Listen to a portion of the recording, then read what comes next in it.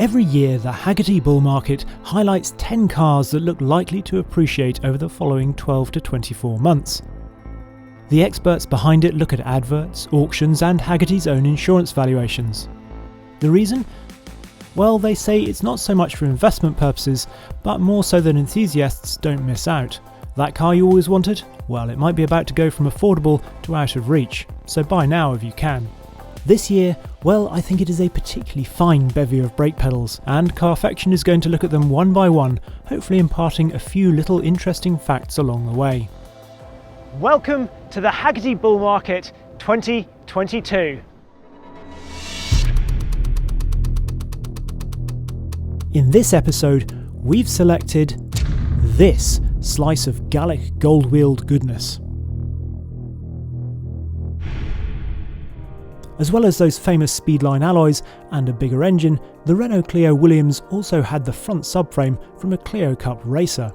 It was first produced in 1993 and cost £13,275 when it was new, with just 390 of the Phase 1 cars coming to the UK.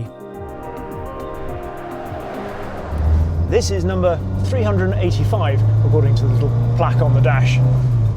One of the things I always found fascinating about this is that it's not actually a car celebrating, well, Williams. It's not saying, well done to Nigel Mansell and the Williams Renault F1 team for their championship victories in 1992. No, this is actually a homologation car. You see, the Group A and Group N rallying rules at the time allowed engines up to 2 litres, but the Clio 16 valve was only a 1.8. So Renault thought, we'll produce a car with a 2-litre engine. And voila! They needed to sell 2,500 of them in order to homologate it. And so adding the Williams livery, well, it's made it a bit more popular, guaranteed those sales. They planned to sell 3,800, but then went on to sell 5,400 in that first run. Of course, it was so successful that they then actually went on to do a Williams 2 and a Williams 3, which kind of irritated Williams 1 owners, but they were the only ones that got the plaque on the front here.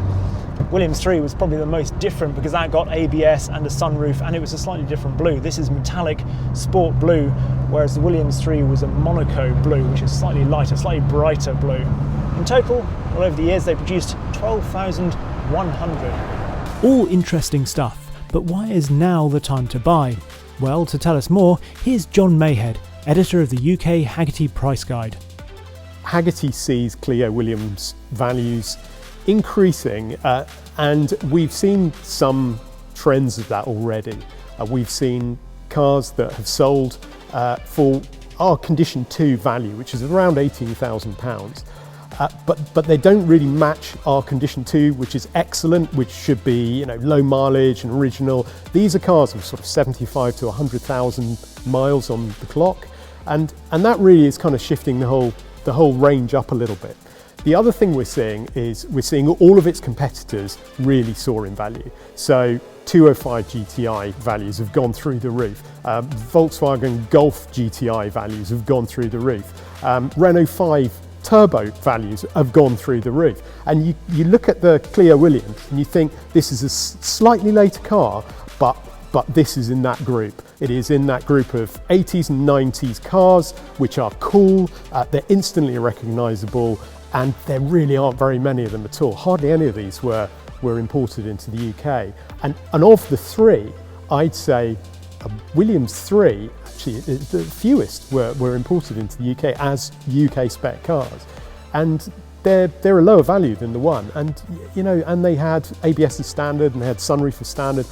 These are cool cars, and you can still pick one up for a good value. So that's the temperature of the market, but what does the road testing thermometer have to say about this hot hatch?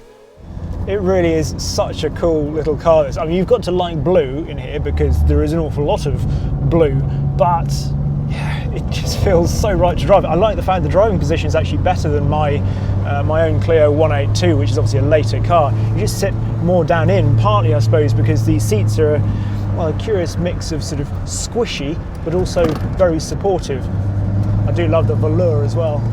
In terms of this 2-litre engine, well, it went from a code name of F7P to F7R. It got new pistons, big valves, lightweight manifold, and it actually got the crankshaft from Clio diesel as well because it was stronger. Overall, power went up to 148 brake horsepower, torque was up to 126 pounds-foot of torque, and that was from just 2,500 RPM. It does have that wonderful feeling of a big engine in a little car because this only weighs about 980 kilos. It is such a cool little car. There we are then, the Clio Williams, making blue and gold popular even before Colin McRae.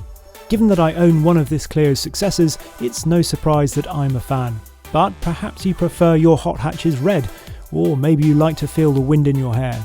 If so, be sure to look out for the rest of the Carfection films on the other entries in the 2022 Hagerty bull market.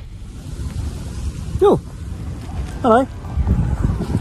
Thank you very much indeed for watching that. I hope you enjoyed it. We've got 10 in this series, so do make sure you are subscribed to Carfection. Have a look at the Hagerty articles as well, because they've written about them so frequently in more depth than I had time to talk about in some of the cars, so have a look at those as well. We've got links to all those in the description down below. So yeah, there we go. Hope you enjoy it. See you next time.